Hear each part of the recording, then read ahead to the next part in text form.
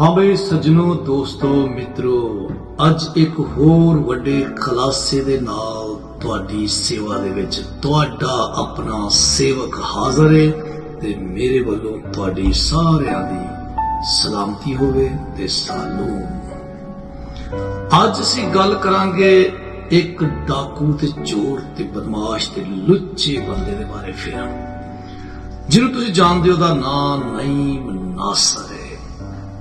नईम नासर जिहड़ा खुद नूं डॉक्टर खुद नूं पादरी आखदा है।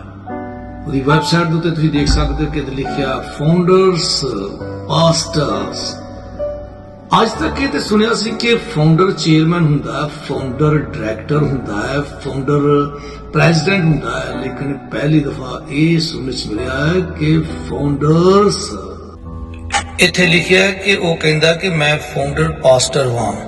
नवी जदीद नवी गल करांगे दे पस्सी मंजर उत्ते कि नईम नासर दा वजूद किथों आया, इहदी बैकग्राउंड की है। सब तो पहला नईम नासर जिहड़ा है ना ते पादरी है ना ही बाइबल डॉक्टर है बल्कि एक ट्रांसलेटर है। ये जिहड़े ट्रांसलेटर ये तीन बंदियां दा ग्रुप सी जिहड़े लोग मतलब तर्जमा करते सन, जिहड़े गोरे आंदे सन ते उन्हां दा तर्जमा करते हुंदे सन, जिन्हां दा नाम सरफरिश्त नईम नासर, नंबर 2 ते जवेद यूसुफ, नंबर 3 दे उत्ते पास्टर नदीम सरफराज जिन्हों परवेज सरफराज भी आखते हैं। ते बाद च उन्होंने अपना नाम बदल के पास्टर परवेज सरफराज तो बदल के ते उन्होंने नदीम सरफराज रख लिया।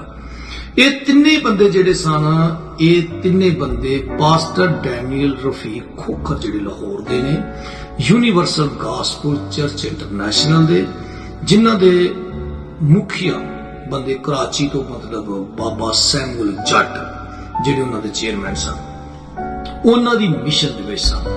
ते इह ओह बंदा जिहड़ा उत्थे तर्जमा करदा हुंदा सी ते उन्हां दीयां चिट्ठियां लिखदा हुंदा सी। ते उस तो बाद जो गोरे आते सन ते गोरियां नूं चिट्ठियां लिख के ते उन्हां तक पहुंचांदा सी इन्हां दी आवाज ते इन्हां दे तर्जमे। ते मेरे सज्जनों ते दोस्तों फिर उत्थे होया कि उन्हां गोरियां दे नाल अगे वध के अपना पास्टर डैनियल रफीक खोखर साहब नूं कट के अगे गए ते पास्टर डैनियल रफीक खोखर साहब ने जो इन्हां नूं अपने अदारे चों कढ दिता, इत्थों तक के इन्हां ने नकली चैक जिहड़े सन वो बनाए। वो चैक जिहड़े नकली सन वो भी उत्थे बैंकां दे विचों रिसीव कीते, लखां दा गपड़ा कीता ते उत्थे फड़े भी गए कैमरे दे विच। लेकिन उस तो बाद इन्हां दे उत्ते मुकदमा भी होया, 420 दा मुकदमा लाहौर दे विच दर्ज होया। उथों ये नस्से ने। हुण गल करने कि इस बंदे ने मतलब जो ये अमरीका दे विच आया ते अमरीका दे जाके इन्हें मुकम्मल सैलरी नहीं की हैगी।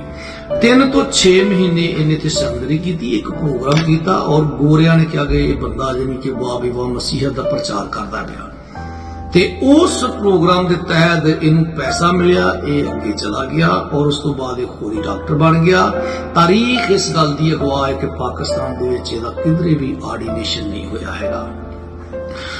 पास्टर डैनियल रफीक खोखर साहब तो असी सवाल का जवाब मांगने कि भी की इन्हां ने इहदा ऑर्डिनेशन किया, जबकि उन्हां दी टीम के लोगों नाल गलबात हुई तो पता चलिया कि इस बंदे का ऑर्डिनेशन यानी तकर्री नहीं हुई हैगी।